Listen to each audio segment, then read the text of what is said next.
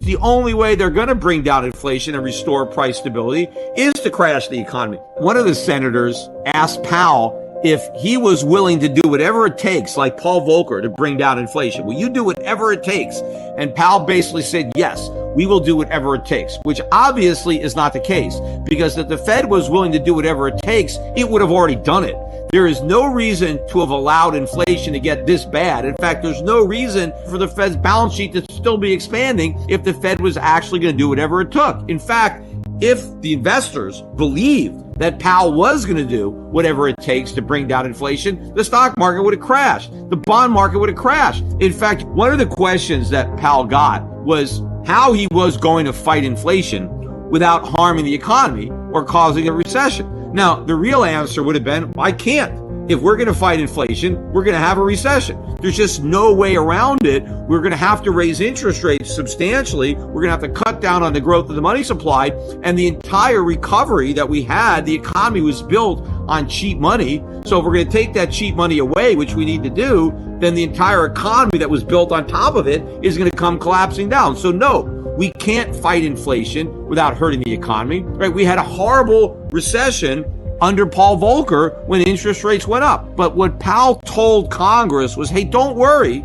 I'm going to raise interest rates. We're going to shrink the balance sheet, but we're going to do it with care. We're going to be careful and make sure that nothing that we're doing harms the economy. Well, that is impossible. So the only way that Powell can raise interest rates with care and shrink the balance sheet with care without harming the economy is to immediately stop the rate hikes or maybe reverse them as soon as that harm is obvious. That's the only way to do it, because you can't do it with care. It is impossible. But nobody in Congress or nobody at the Federal Reserve wants to tell the truth. Yes, there is some medicine that we've got to swallow, but it tastes bad. They all want to pretend that, oh, it's going to taste great. Yes, we're going to get rid of inflation, but don't worry, this medicine is delicious. It's not. And the only way we're not going to taste this bitter medicine is if we don't swallow it. And that's basically what Powell was saying. In fact, Powell's assurance that when it comes to raising interest rate and shrinking the balance sheet, that the Fed will exercise care to make sure that neither of those policies hurts the economy, that is completely inconsistent with his pledge to do whatever it takes to fight inflation, that he's willing to do it Paul Volcker style, because those two statements are mutually exclusive. Because if you are committed to doing whatever it takes to fight inflation, then you can't exercise care not to hurt the economy, because doing whatever it takes means you're willing to hurt the economy. You're willing to crash the financial markets if that's what's required to fight inflation, which means one of those two statements has to be a lie, because they can't both be true. And as far as I'm concerned, my money's on the fact that his commitment to doing whatever it takes, that's what's not true. Because I think the minute Powell senses that what he's doing is really hurting the economy or the financial markets, then he will be careful. He will reverse course and allow inflation to get worse, because the Fed is going to have to pick its poison, and I already know the poison it's going to pick. Another one of the ridiculous statements that Powell made had to do with the unsustainable fiscal path that the U.S. is on, because one of the senators asked Powell if the Fed considered the impact of higher interest rates on the federal budget.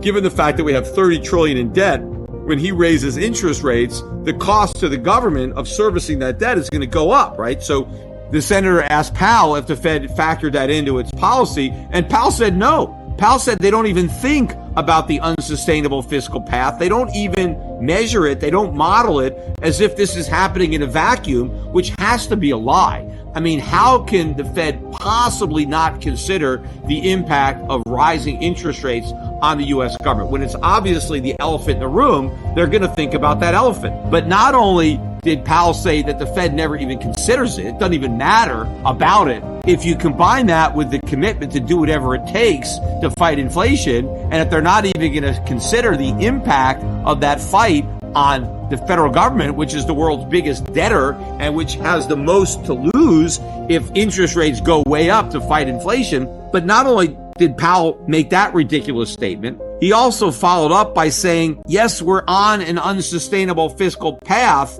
but now is not the time to do something about it. He said the time to do something about the fiscal problems is when the economy is strong. But of course, earlier during his testimony, he not only said the economy was strong, he said it's very strong. Well, which is it? Now is not the time to deal with our fiscal problems because we have to wait until we have a strong economy, when according to Powell, the economy is not only strong right now, it's very strong. If the economy is very strong, then why don't we deal with the fiscal problems now? The truth is, we can never deal with the fiscal problems because then the economy won't be strong because it's a bubble. And it's only a bubble because we're not dealing with the fiscal problems. In fact, it's making the fiscal problem bigger. It's blowing more air into the bubble. It's going deeper and deeper into debt. That is the reason that we have this phony recovery. And in fact, when they were talking about how strong the economy was under Trump, and Trump was talking about we have the strongest economy in the history of the world, you didn't hear Powell telling Congress at that time, hey, we've got a strong economy, let's start addressing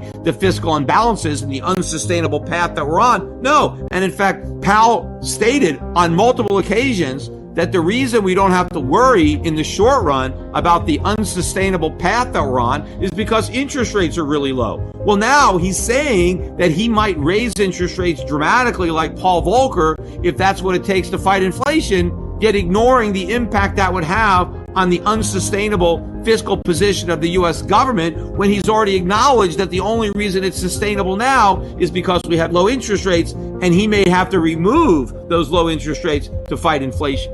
One of the biggest problems that the Fed is looking at is how to shrink this massive balance sheet. And you're telling me they haven't spent any time talking about how to do it? They're just procrastinated all that? I mean, maybe one of the guys at the FOMC said, hey, why don't we try to figure out a plan for how we're going to shrink this balance sheet? And someone said, nah, let's just wait. Why do that now? Let's just hold off. And, we got plenty of time to come up with a plan. The reason that they have to lie is because there is no plan, because it's impossible. There is no way to do this. There is no timetable that they can come up with, no magic bullet that's going to allow the Federal Reserve to shrink this massive balance sheet without collapsing the whole economy. And so that's why they don't do it. In fact, probably it's the same reason that they don't want to model how higher interest rates would impact the U.S. government. Because if they stick that into their model and then run some simulation, it's going to show a massive economic implosion. So rather than model something that they know is a disaster,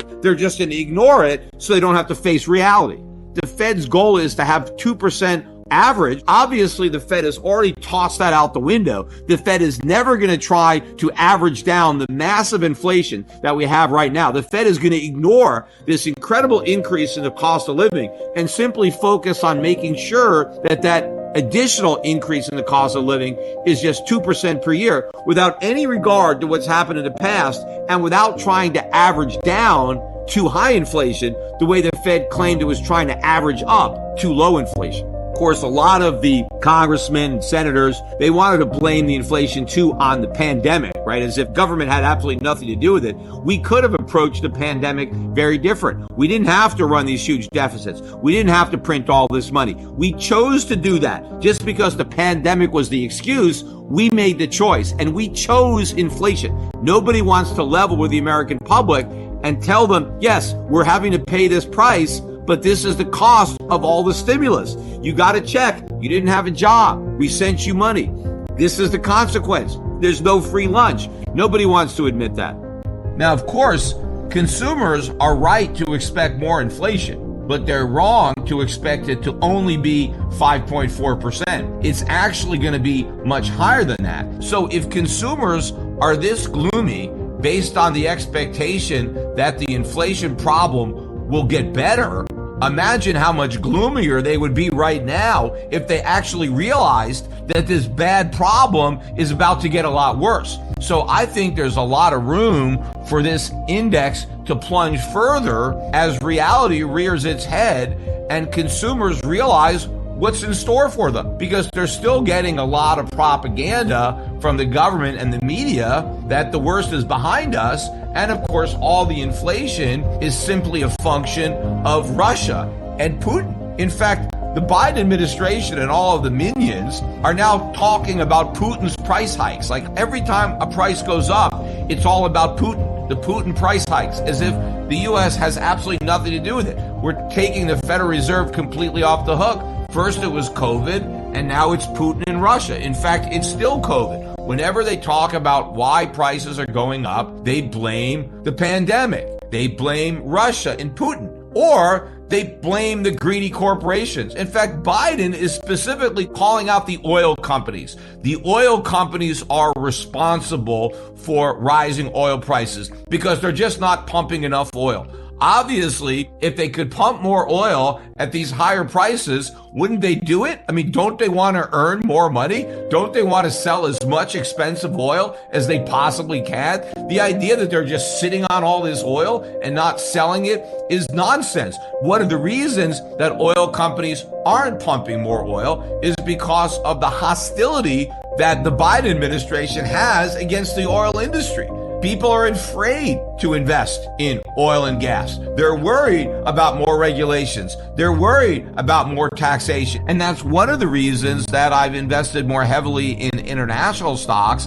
I know the U.S. has a proclivity of doing that, right? As soon as the oil industry really starts to make money, they slap a windfall profit tax on them. Meanwhile, when oil is low, they don't get any relief for that. But the minute they start making some money, they get taxed. What kind of message does that send if you're telling these oil companies, hey, if you ever get to a situation where the oil price is really high, we're going to seize your profits because we're going to claim it's a windfall? Well, that discourages investment in exploration and development. Gold has a long way to go up because the fundamentals couldn't be better. Unlike for the U.S. stock market, where they really couldn't be worse, the fundamentals for gold couldn't be better. That's why it should be pretty obvious that there's still a lot of downside risk in the U.S. stock market. I mean, think about the fundamental backdrop for U.S. stocks because they remain historically overvalued at a time where the Fed is just beginning a rate hiking cycle, but it's a long road back to normal, let alone tight. So we're just starting a tightening cycle, yet we have record high valuations. We're also on the cusp of a recession. You know, even if we get a quick resolution to the Russia-Ukraine crisis, which we probably won't, but even if we do, the fundamentals are still horrible. And if we don't, they're even worse. So it's amazing that the U.S. stock market hasn't already dropped by a greater degree than it has. That doesn't mean it won't. It just means that investors are slow to recognize these bearish factors, but they are recognizing them and they will weigh down the price of U.S. stocks in the weeks and months ahead.